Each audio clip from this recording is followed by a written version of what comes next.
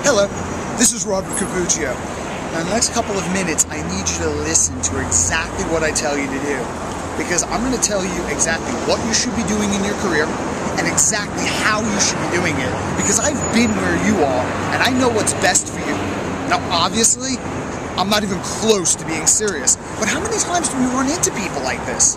People who are well-meaning but overzealous, nevertheless, about giving us advice that we didn't necessarily ask for. Now, each of us have an inbuilt resistance to any perception we have of anyone or anything trying to limit our freedom of choice. This is called reactance, or Dr. Kevin Hogan in his book, The Science of Influence, refers to this as polarity response. However, according to Dr. Hogan, even though none of us like to be dominated by another person,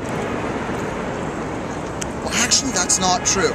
Some people do like to be dominated by another person, but that's under the title of experimentation, and even they use safe words. But anyway, according to Dr. Hogan, even though we don't really respond in kind to people or circumstances that limit our freedom of choice, what's even more powerful is fear of loss, or the anticipation of regret when we project ourselves in the future.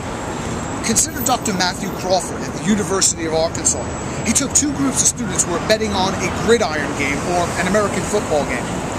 Now, the first group was told by an associate of Dr. Crawford, whatever you do, bet on Team X. You have no choice, you have to bet on this team, by far the superior team. Well, guess what? Only 23% followed the advice of Dr. Crawford's associate. Why? Because me, you, we're all human beings. We're resistant to people, again, can't overstate this, who limit our freedom of choice. However, in the second group, the associate of Dr. Crawford told the group of students, you really need to bet on Team X because they are the superior team. You have to. But then the students were asked a couple of questions. They were asked if they bet on Team Y in their own volition and the team lost, how would they feel? Well, they would not feel good, obviously, but they wouldn't feel that bad because that's the nature of betting. You pick a team, you might win, you might lose. It's why they call it a gamble, if you will. But then they were asked, what if you chose to ignore the advice of the associate who knew a lot about the teams you were about to bet on, and because you chose to ignore valuable advice, you lost your bet? Well, the students all anticipated a much greater feeling of regret in the future. Over 70% of them in that group chose to go along with the associate's advice. See, in our industry, we're very conditioned to tell people exactly what it is they need to do. This is how you should be training. This is your program design strategy. These are the acute variables that follow. This is exactly how you should be conducting an exercise. And people expect that from us. But the problem is, there's a mental dichotomy between what they expect from us and what they want, and what they're subconsciously resistant to, which is infringement on their freedom of choice.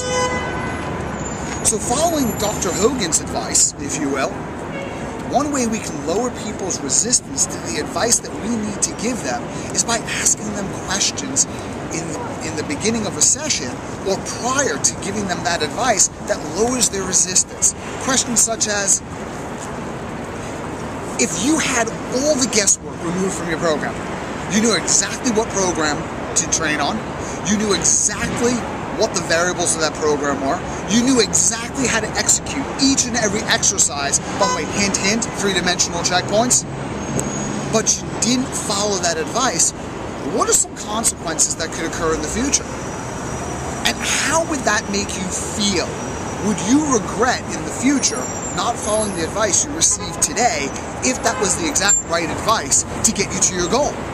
Now, as simple as that is, most people anticipating regret in the future would be much more compliant with our advice if we just asked them a couple of questions, allowed them to project in the future, and the fear of loss would lower their level of reactance.